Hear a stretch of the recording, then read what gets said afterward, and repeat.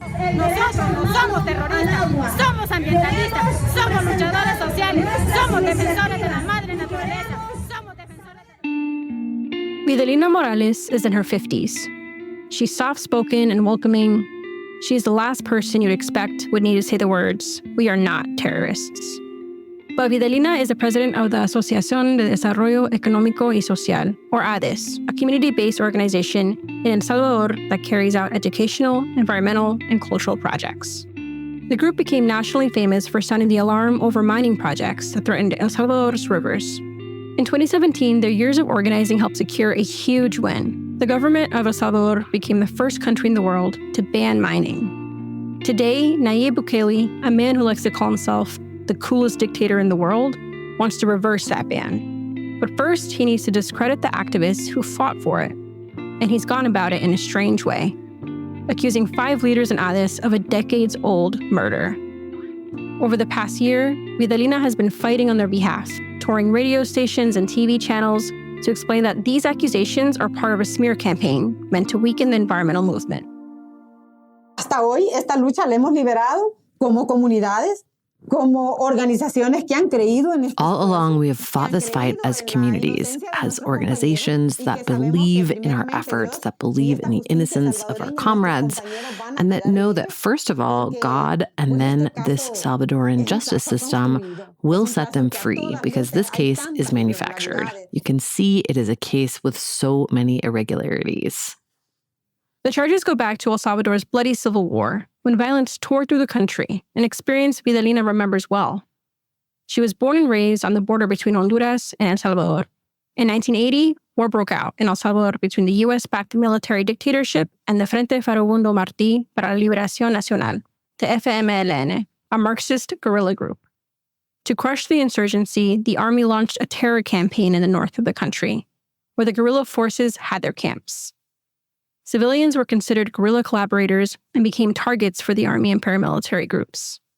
A series of massacres occurred in the Cabañas region, killing hundreds of unarmed men, women, and children. Several thousand survivors crossed the Lempa River and took refuge in Honduras. Fui testiga de cómo llegaron los refugiados. I witnessed refugees arriving at Los Hernandez naked because they were fleeing. Vidalina was 14 when she saw the refugees crossing the river. Cerca, enfrente de la casa de mis padres, instalaron un campamento para sanar. Near my parents' house, they set up a camp to treat the wounded. So I also saw how many people arrived wounded. Some had gotten lost in the mountains because from the Rio Lempa to Los Hernandez, it's about an hour's walk, and people got lost. The Honduran army also participated in the massacre. The Lempa River massacre was supported by both the Honduran and Salvadoran armies. As part of a local Catholic group, she helped assist the refugees as they settled in a camp called Mesa Grande. Y una de las actividades era hacer mandado, digamos, nos mandaban al pueblo, como nosotros le llamábamos. One of the things I did was run errands. They would send us to the town to buy food, bread, any kind of food we could get for the people there, and I helped. That's how she got in contact with the Resistencia Nacional, one of the insurgency groups that had a strong presence in the camp. Esa fue como la creación de conciencia que yo fui creando, digamos, en esos tiempos. This is how my awareness began to grow. During those years, 81 to 88, I went from being a young girl to my life taking a turn. I got together with the father of my children. He was a friend, and he was part of the guerrilla army. I was 18 when I got together with him. Era un compañero, en ese tiempo pertenecía al ejército guerrillero. In 1987, groups of refugees started moving back to El Salvador. Many of them resettled in Santa Marta, one of the communities they had abandoned when they fled to Honduras. Although the military's scorched earth campaigns were mostly over by then, the war was still raging, and the refugees still feared the army's operations. It made people paranoid about infiltrators and spies. That's when a murder took place in Santa Marta. The rumor spread that a woman named Maria Inés Alvarenga was an army informant. One night, guerrilla fighters dragged her out of her house in front of her children and took her to an unknown place where she was shot and buried. Her body was never found. 3 decades later, that murder would be used by prosecutors to target anti-mining activists and the organization Vidalina represents. ADIS. As land defenders around the world know very well, an unsolved criminal case can easily become a tool for a repressive government to attack its opponents and destroy their reputations. When the state wants to crush a movement, it can make any accusation stick. That's our story today, after this quick break. I'm Yessenia Funes, and this is Drilled.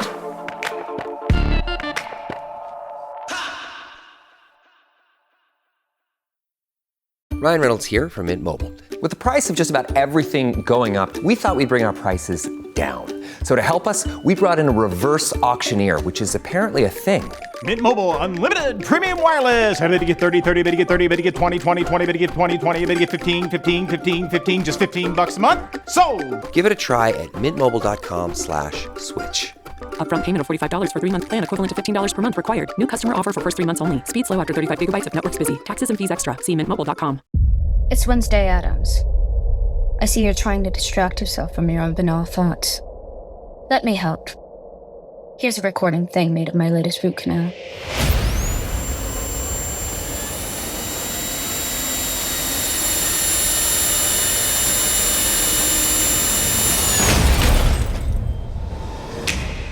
Wednesday, Season 2, begins August 6th, only on Netflix.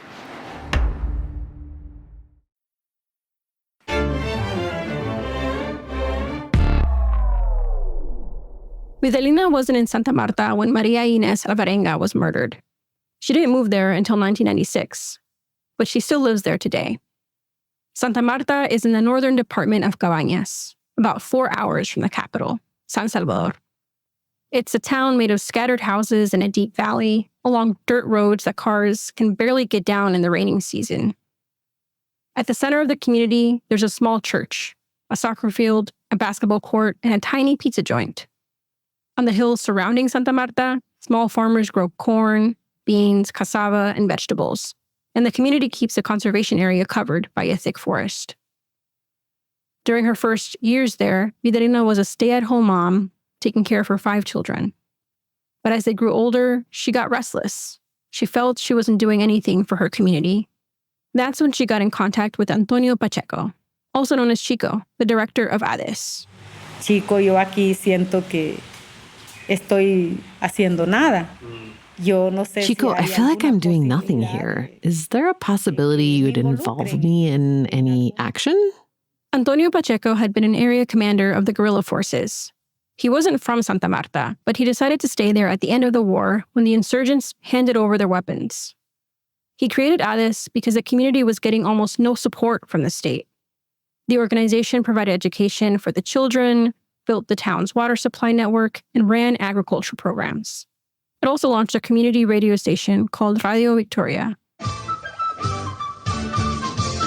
Radio Victoria 92.1 presenta, a partir de esta hora, Comunidad al Día. Over the years, ADIS got larger and started operating in other parts of the country too. The organization moved its offices closer to Sensuntepeque, the largest city in Cabañas. Antonio Pacheco came to talk to Videlina. Fíjate que acá hay una problemática que... He said there's a problem here that is really worrying me, and we have to tackle it. A Canadian company called Pacific Rim was prospecting for gold in the region. He asked her to investigate. Was it true that mining was a once-in-a-lifetime opportunity to bring prosperity to Cabañas? Or was it a threat to the water resources and the environment, as some people were saying? So I told him, okay, I don't know anything about mining. Videlina wasn't sure she had the background to address the issue, but she started learning about mining. In the early 2000s, El Salvador, like a lot of other Central American countries looking to attract multinational mining companies, set new laws that made it attractive to investors. They promised little environmental oversight, cheap labor, and big tax breaks. Companies could pay royalties as low as 1 or 2%. Gold, silver, and nickel companies, most of them Canadian, rushed in. In 2000, the San Martin mine started operating in Honduras, and in 2005, the Marlin mine opened in Guatemala. Here's a promotional video the Canadian mining company Goldcorp made about how great it is to mine in Guatemala. Nuestra extensión territorial, menos del 1% del territorio nacional. Nuevas oportunidades. Nuevas capacidades. con tecnología moderna. In Nicaragua, the autocratic government of Daniel Ortega became a major asset for transnational mining companies. Even the environmentally friendly Costa Rica was eager to dig into its mountains before backtracking and declaring a ban on open-pit mining in 2010. El Salvador was no exception. Pacific Rim purchased land and drilled for samples. They decided to start their gold operation on a 13-square-kilometer site in San Isidro. The mayor and regional politicians were vocal supporters of the mine. Vidalina met with environmental organizations in San Salvador. She talked with experts. She went with other community members to the Valle de Siria in Honduras, where Goldcorp was running a large open-pit gold mine. Y así fue como fuimos expandiéndolo desde el 2006 para... And that's how we've been expanding since 2006, creating a network across communities. We went to Siria Valley because of the water scarcity, noise, and damaged homes there. People were shocked. They raised awareness and mobilized. La gente quedaba impactada. Eso fue haciendo que la gente tomara conciencia y asimilar el problema. Vidalina made up her mind. Gold mines were a major threat to the whole region. Mining operations sucked up water resources in a place where access to clean water was already a problem. They used dangerous chemicals like cyanide to separate the gold from the rock. If a cyanide spill occurred, it could threaten the Lempa River, which provides 60% of the water resources of El Salvador. Mining companies, as she would soon discover, were bad for communities too, dividing the population and bringing in social unrest, violence, and death. Opposition started to mount against Pacific Rim. ADIS and other organizations mobilized people in Cabañas. They organized forums where the company experts were asked tough questions by local people. Santa Marta and other communities came to San Salvador to protest, and the mining company pushed back. Sino que nos íbamos a plantar a San Salvador, a los diferentes ministerios. We would station ourselves in San Salvador at different ministries, the Ministry of Environment, in front of the president's house too, with a lot of fear because if they caught us, they would arrest us and throw us in prison. Porque también si nos agarraban, pues nos capturaban y nos metían. A major tool of the resistance against mining companies was Radio Victoria, Santa Marta's community radio station. Its mix of music, news, and commentary, and its large network of local correspondents gave the radio station a large audience across Cabañas.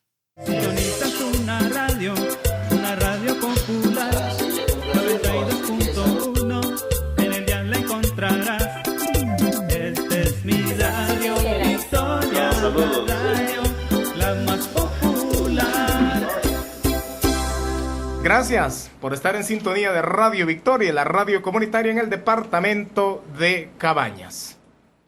Radio Victoria was one of ADIS's main projects at the end of the war. That was 1993, when we first went on the air and when we moved up to Victoria. This is Christina Starr. She's from Charlotte, North Carolina. Her real name is Wendy Wallace, but everyone in Santa Marta knows her as Christina, a name she has used since the war. In 1988, she came to El Salvador to work at a trade union federation in San Salvador. The war was raging, and a year later, a death squad detonated a bomb in the offices where she worked. The attack killed 10 unionists and wounded 40 others. Christina was lucky. She had left the cafeteria where the bomb exploded minutes earlier. Shortly after that experience, she joined the insurgency and became part of a propaganda unit filming some of the guerrillas' actions. In 1991, she settled in Santa Marta, and at the end of the war, she decided to stay. Because of her communications background, ADIS asked her to help create Radio Victoria. Mostly my role has been to look for support for the projects that we have. I was never at the radio full time, but I was part of the coordinating team. So we had a collective that ran the radio and basically accompanying. You know, I never wanted to be too hands-on because I didn't want to be the gringa that runs the radio. From the beginning, Radio Victoria became the voice of the anti-mining front. Radio Victoria explained the dangers of mining to its listeners. By pointing to the environmental and social costs of the industry, it disrupted Pacific Rim's communication campaign. Estas condiciones determinan que industrias extractivas como la minería de metales preciosos sean inviables económica, social y ambientalmente. Public opinion turned against mining, but soon enough, the threats began. The radio hosts received warning calls on their cell phones. The language was very much like gang members. You know, some of the terms they used, and they were very vulgar. Mm-hmm. So the assumption was that they were getting money channeled to them to carry out these threats. This wasn't a small thing, since the gangs in El Salvador were known for their cruelty.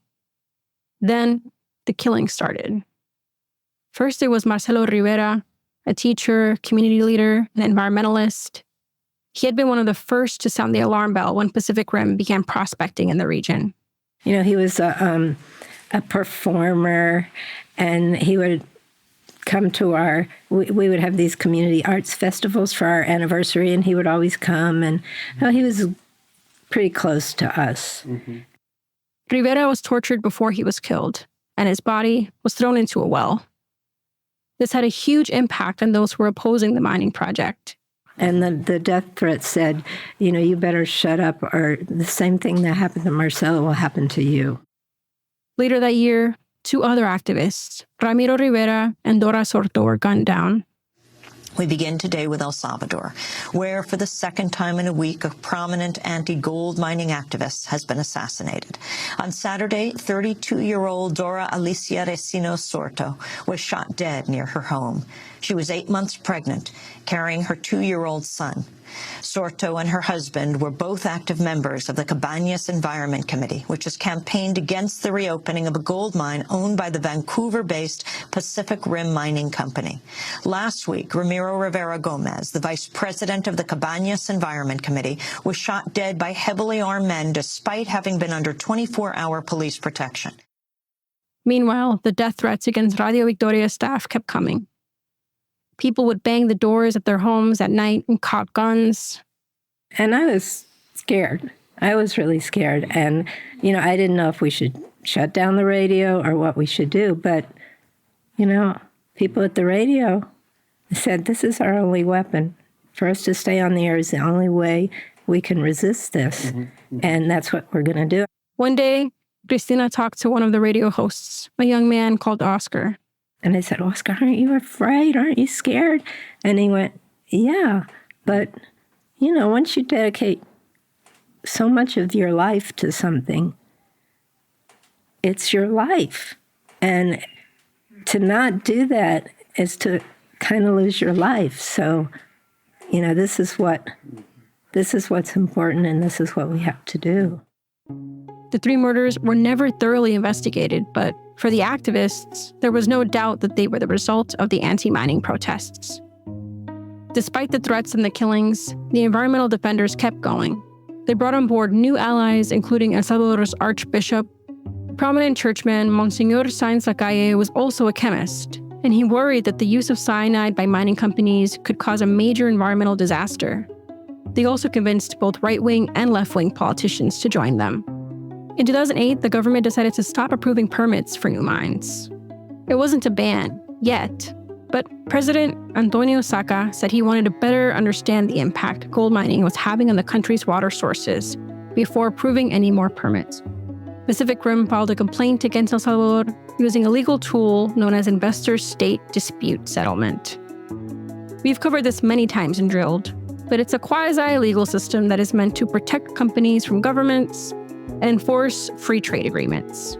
In practice, what it does is help companies scare governments away from environmental and human rights legislation and push forward harmful projects, even when activist pressure works and governments reject them. Pacific Rim claimed that El Salvador, by not allowing it to move forward with its gold mine, had violated its rights. The company asked for $350 million to cover the revenue it was losing as a result of the government's refusal to grant its permits. This, of course, did nothing for Pacific Rim's popularity in El Salvador. In 2016, the tribunal made a rare ruling against the company, and El Salvador won the dispute, but not before spending millions fighting it. 2017 marked the end of the struggle.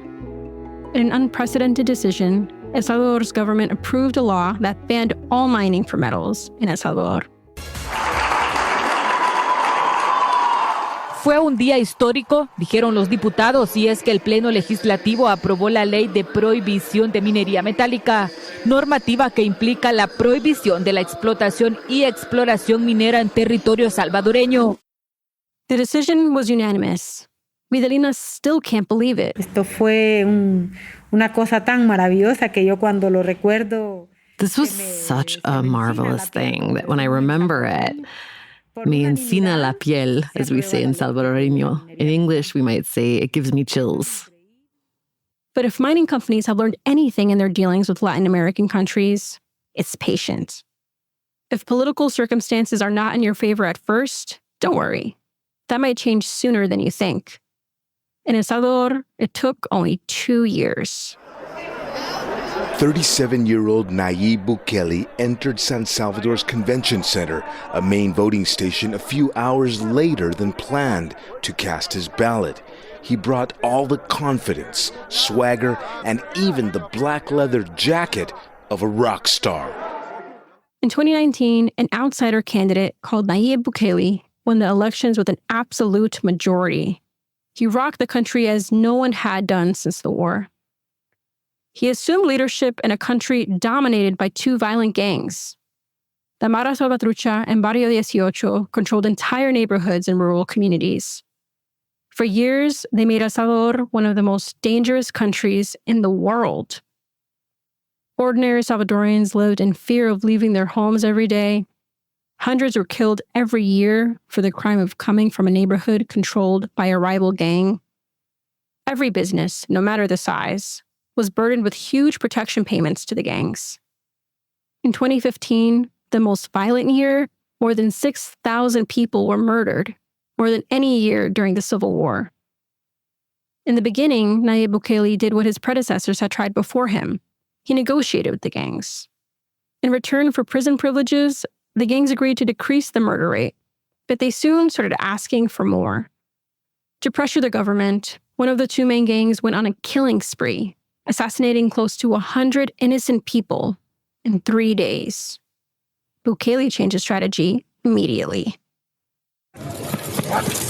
Tonight, the crackdown on gangs intensifies in El Salvador. Ese sufrimiento que le hagan a la población, lo van a sufrir ellos aquí. As these images of mass arrests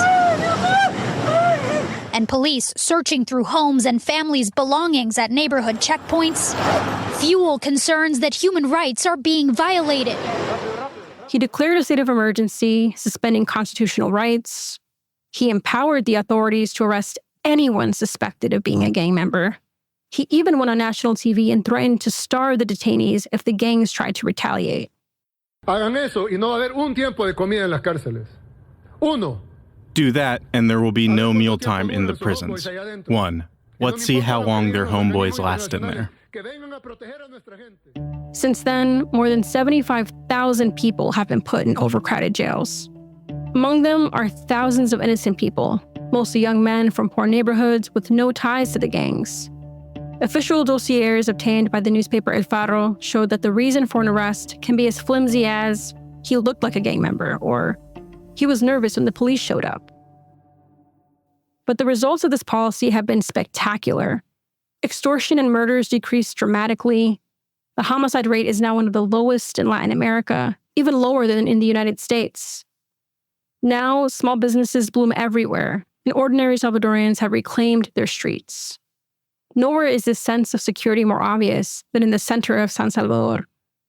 What was a maze of street stands under the tight control of the gangs has become a pleasant district with well-kept plazas, fountains, and street performers. On the Plaza Gerardo Barrios, in front of the Metropolitan Cathedral and at the side of the National Palace, a brand new library, a gift from China to El Salvador, is now one of the landmarks of San Salvador. But El Salvador's democracy has paid the price for this peace. As Nayib Bukele's popularity skyrocketed, he took control of all the institutions. To rein in the judicial system, he handpicked the Supreme Court magistrates and sent a third of El Salvador's judges to retirement by decree. Se habla de un populismo autoritario, se habla de un régimen híbrido There is talk of an authoritarian populism and a hybrid regime that is losing the guardrails of democracy. We have all governmental powers concentrated in the executive branch, and specifically in the president. And this makes it so that the system of checks and balances doesn't work. Luis Gonzalez is a lawyer and activist at the Salvadorian Ecological Unit. This environmental organization has been at the side of Videlina and Ades in the fight against mining, and joined various other environmental fights, including the expansion of sugarcane plantations, the destruction of mangroves, and deforestation. It has also denounced attacks against indigenous leaders. Luis has seen firsthand how the state of emergency, which was meant to fight gangs, has been used to attack environmental activists and community leaders. Sin duda, y te pongo un par de ejemplos.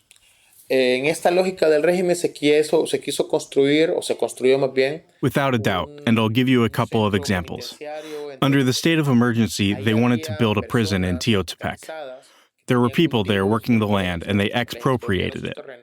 And the approach was either sell it or the state will take it. And if you object, remember that we are a regime. The same sort of rhetoric was used against people who were organized in a labor union where they were building a new airport. Remember that we are a regime. They took the vendors off the street with that too. Remember, we are a regime. Y las comunidades que quieren decir algo se han visto amenazadas con meter a alguien preso. The communities that want to say anything have been threatened with putting people in prison. Indigenous leaders we work with in Sonsonate. The case of a father who was taken to prison. They let him go after some time, but it was, if you keep talking. We have other leaders where they've captured their family members. It is not a coincidence that this repressive trend happened at the same time that Bukele began to look at the potential of various extractive industries to help El Salvador's economy. Y ya fue en el 2021 que retoma esta agenda extractivista, esta agenda. Already in 2021, this extractivist agenda resumed, this very neoliberal agenda, let's say, extractive of environmental resources. And it is within this framework that there are government positions against environmental issues and against defenders. Environmental leaders like Pedro Cabezas from the Central American Alliance Against Mining say Bukele's primary focus, now that he's been reelected, is the economy. En este momento, el principal interés o la principal preocupación de la población es la economía. In this moment, the primary interest, or the primary concern of the public, is the economy. Lack of work, inflation, this lack of economic opportunities in the country. And more than 60% of the population is saying, look, no, I'm not doing very well. This is especially true after Bukele's signature move to improve El Salvador's economy backfired spectacularly. In 2021, he decided to make Bitcoin a national currency. Then he gambled with the country's reserves by buying $100 million worth of Bitcoins. Virtually no one has adopted the new currency. Now, Bukele is desperate to bring investors back. And environmental activists are convinced that Bukele, burned by his Bitcoin mining, wants to return to the old-fashioned sort, and the activists are in his way. In the middle of the night, on the 11th of January 2023, police patrols pulled up in front of 3 houses in Santa Marta. They arrested 3 men, Miguel Ángel Gámez, Pedro Rivas, and Alejandro Lainez. All 3 were members of Ades. Police told them that they were accused of murdering Maria Inés Alvarenga, the woman who was said to be an informant to the army 30 years ago during the Civil War. The 3 men were sent to San Salvador to be charged by a judge. There, they learned that the director of Ades, Antonio Pacheco, and the organization's lawyer, Saúl Rivas, had also been arrested for the same case. A 6th man, Fidel Recinos, who isn't a member of Ades, was also taken into custody. All of them fought within the ranks of the guerrillas in the 80s and 90s. All deny any involvement in Alvarenga's murder. These arrests were surprising for a lot of reasons. Very few cases related to the war have ever made their way to the courts. Except for a handful of high-impact cases, no one has been charged for crimes related to the war. Why was the prosecutor's office suddenly interested in this particular 30-year-old murder? For Videlina, the reason is clear. The Attorney General, a close ally to Nayib Bukele, is trying to cripple Ades in preparation for Bukele's move to bring mining back to El Salvador. The defendants cannot talk openly to journalists, as their trial is pending. We won't hear them in this podcast. But they've always claimed their innocence. On their behalf, Vidalina launched a campaign to denounce the arrests. She participated in countless TV and radio shows and led protests in San Salvador in front of the prison where the 6 men were held in custody. We've come to ask that, in compliance with the judicial resolution, the release of our comrades from prison is not further delayed. She organized an international campaign of solidarity that included Washington-based organizations, too. U.S. congresspersons wrote to El Salvador's government to ask for the liberation of ADES activists. The arrest fueled the belief that mining would soon make a comeback, but so did other recent actions by the government. For example, in May 2021, El Salvador joined the Intergovernmental Forum on Mining, Minerals, Metals, and Sustainable Development, an initiative founded by the Canadian government to help countries develop mining operations. Why would a country where mining is prohibited join such a club? That same year, the government created a new institution, the Oil, Energy, and Mines Directorate, proving that the extraction of Salvadoran resources is a priority for the government. One of this institution's first missions was to evaluate the current legislation on mining. The government of El Salvador and various ministers declined multiple requests for an interview. For months, the pressure from Vidalina to free her comrades seemed to be fruitless. The 6 men remained in custody. They couldn't see their families. Not even their lawyer, Dennis Munoz, was allowed to talk to them. They were moved from prison to prison, experiencing increasingly harrowing conditions. Comida, pues muy mínima, cero salud, condiciones infrahumanas. Food? Well, very little. Zero healthcare. Inhumane conditions, in the sense that there was one toilet for 200 people. Very little space to move around. This is Dennis Munoz, their lawyer. Difícilmente se podían bañar o asear porque no había mucha agua potable cero o en condiciones. They could hardly bathe or clean themselves because there was not much water. Zero drinking water in biologically unfavorable conditions. So the conditions were really a lot. And then you have to watch out, because that will really impact the health of an older person who already has chronic degenerative or other serious illnesses, like diabetes or kidney failure or even high blood pressure. In Santa Ana's prison, they spent their nights in large cells with 200 people, sometimes sleeping on the bare floor with all the lights on. During the day, they stayed in a courtyard so packed they couldn't even sit. The meals consisted of 8 spoonfuls of rice and a few black beans. They all lost weight and developed chronic illnesses due to malnourishment. On top of that, every day someone would be dragged out of the cells and beaten by the guards.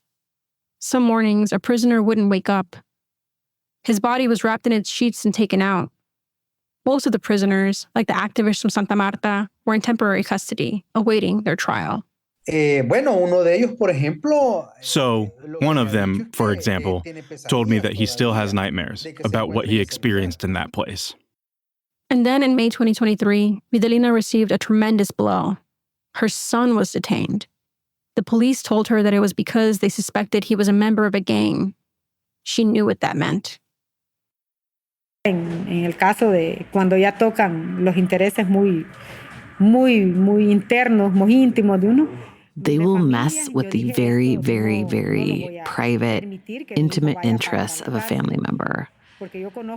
I said, no, I will not allow my son to be incarcerated because I know my son and everyone in the community knows my son. He's never been involved with any gang, but he's being accused of being a gang member. When they arrested him, I immediately went to the police station. That's the first place I went. What I want to tell you is what the chief of the Santa Marta police station said to me. Look, he said, here we have a very good list of people to arrest. For Vidalina, there was no doubt they were attacking her through her son.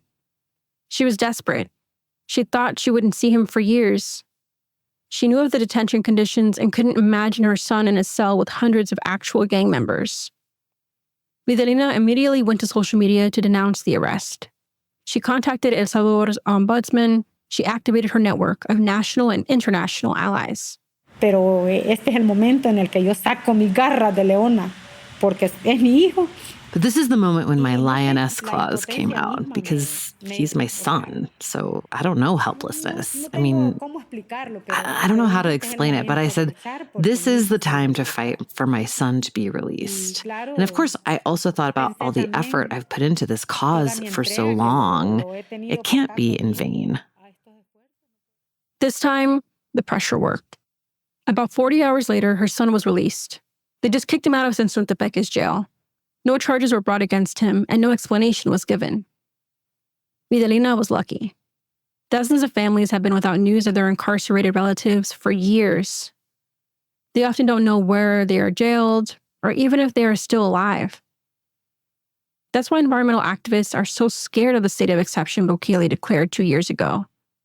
It means anyone can be tagged as a gang member and disappear into the nightmarish prison system. The government wasn't done trying to intimidate Addis.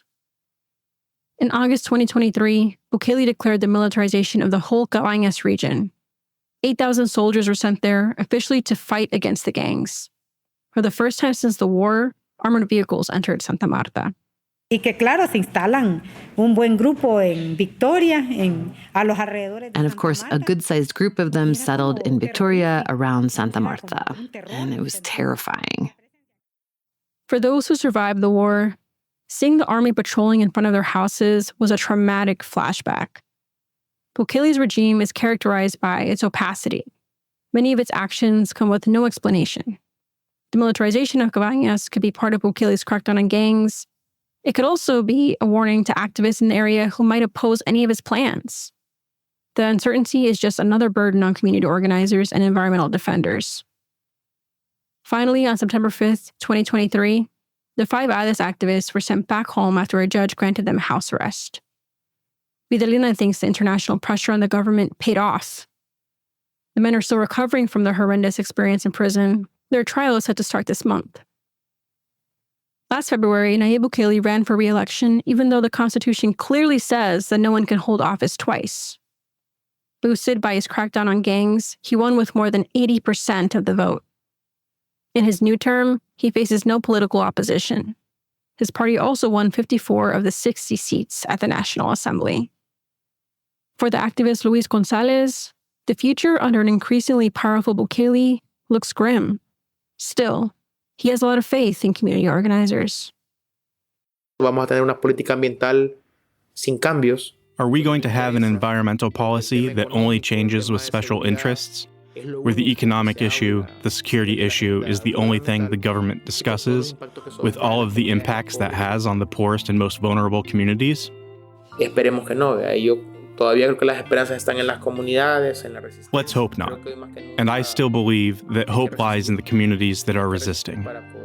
I believe that now, more than ever, we have to resist. We have to resist to be able to face these anti-activist attacks, and hopefully the resistance and life will win out over these other interests.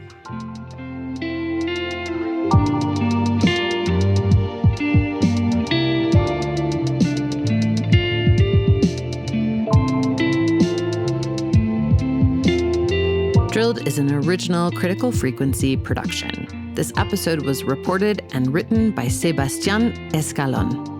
The episode was narrated by Yessenia Funes and edited by me, Amy Westervelt. I also read the English translations for Vidalina. Our senior editor for this series is Aline Brown. Peter Duff, our audio engineer, read the male English translation parts in this episode and sound designed and engineered it, because we're a small shop here at Drilled. All hands on deck. You can get a transcript of this episode, plus lots more information from this series, including other episodes and related articles and documents on our website at drilled.media. You can also sign up for our weekly newsletter there. People tell us it helps them cut through the overwhelming fire hose of information about climate. It's never more than 10 minutes to read every week. And you can follow us on Instagram and TikTok at Drilled Media. Thanks for listening, and we'll see you next time.